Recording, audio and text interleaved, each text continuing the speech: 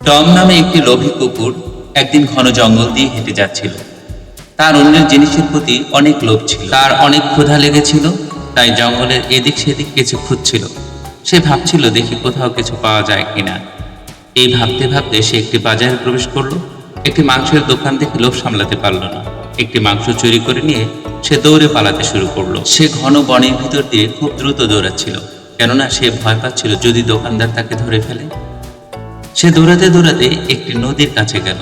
নদীতে একটি সাঁকো ছিল। সেই সাঁকো দিয়ে পার হতে গিয়ে জলে তার প্রতিচ্ছবি দেখে ভাবলো অন্য একটি কুকুর আরেক পিস মাংস নিয়ে যাচ্ছে।